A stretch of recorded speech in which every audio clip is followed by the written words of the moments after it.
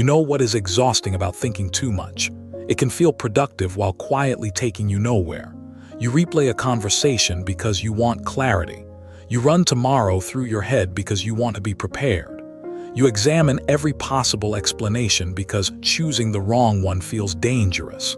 The mind is working hard, but hard work and useful work are not always the same thing. This is the psychology of people who think too much. Psychologists usually do not treat overthinking as a diagnosis. A more precise idea is rumination, repetitive thinking that circles around distress, uncertainty, causes, and consequences. And the most important distinction is this: reflection can create understanding. Rumination can create repetition. Imagine you said something awkward at dinner. Reflection asks, was that insensitive? Do I need to repair it? You get an answer, take action, and move on. Rumination asks, why did I say that? What did they think? What if they tell someone? Why am I always like this? The thought feels active, but no new evidence is entering the system. That is the first pattern. The mind confuses repetition with progress. The second pattern is uncertainty intolerance. Many thought loops begin with a reasonable wish. I want to know what this means. The problem appears when the brain demands certainty that reality cannot provide. Why did they answer differently today? Will this relationship work? Did I make the perfect decision? What will happen 6 months from now? Thinking becomes an attempt to eliminate uncertainty instead of respond to it. The third pattern is social replay. Overthinkers often review tone, wording, facial expressions, pauses, and their own behavior after an interaction. Some of that can improve social awareness. But after a certain point, memory is not a security camera. Every replay is reconstructed. Mood enters the edit. Fear fills gaps. The 10th replay may feel more convincing than the first without becoming more accurate. The fourth pattern is trying to prevent emotion through analysis. Sometimes the real problem is not "I don't understand." It is "I don't want to feel embarrassed, rejected, guilty, uncertain, or disappointed." The mind keeps searching for an intellectual solution to an emotional experience. This is one reason telling someone to just stop thinking rarely helps. The thought loop is often doing a job. It may be trying to create control, avoid regret, rehearse danger, or delay a decision. The fifth pattern is brooding. Research on rumination has separated a more reflective style of pondering from brooding, the passive comparison between how things are and how you wish they were. Brooding is more strongly associated with depression and anxiety. That does not mean every deep thinker is depressed. It means the quality of the thinking matters more than the quantity. Here is a useful test. Ask yourself, what new information have I produced in the last 10 minutes? If the answer is none, you may no longer be solving. You may be looping.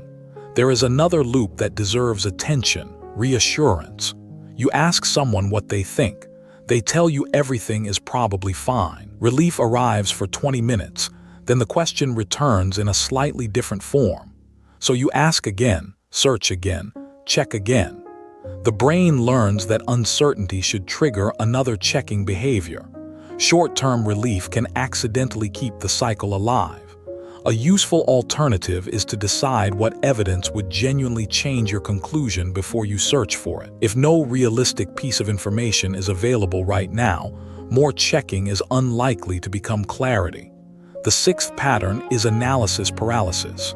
Intelligent people are not the only ones who experience it, and intelligence does not cause it.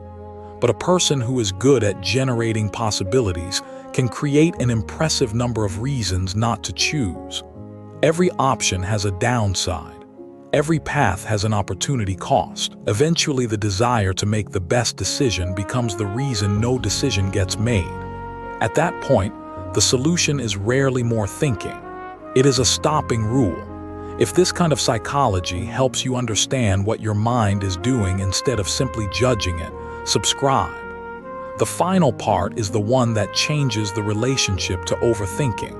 A stopping rule can be simple. I will research this for 30 minutes, choose from the best 2 options, and accept that uncertainty remains. Or, if there is an action available, I will take it. If there is no action available tonight, I will postpone the problem until tomorrow. The 7th pattern is fusion with thought. In acceptance and commitment therapy, cognitive diffusion means creating distance from a thought rather than treating the thought as reality. Compare these two sentences. They are losing interest in me. And I am having the thought that they are losing interest in me. The second sentence does not prove the fear is false. It simply reminds you that a thought is an event in the mind, not a verdict from reality. The eighth pattern is forgetting the body. Overthinking feels purely mental, but tiredness, stress, hunger, caffeine, isolation, and lack of movement can change the emotional tone of thought. Sometimes the most intelligent thing you can do with a thought at midnight is refuse to give it a courtroom. Write it down, sleep, walk, talk to someone grounded. Return when your nervous system is not demanding an emergency conclusion, and this leads to the central paradox. People who think too much are often told that their depth is the problem. It is not that simple. Reflection, curiosity, planning, and self-awareness can all be strengths. The problem begins when thinking stops serving action and becomes a substitute for it. So do not ask, how do I stop thinking? Ask better questions.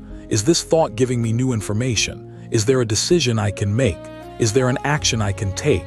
Am I trying to solve uncertainty that cannot be solved? And if I think about this for another hour, what will actually change? Sometimes the answer is important. Keep thinking.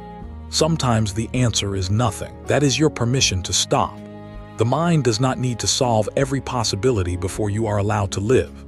Clarity is useful. Certainty is often unavailable.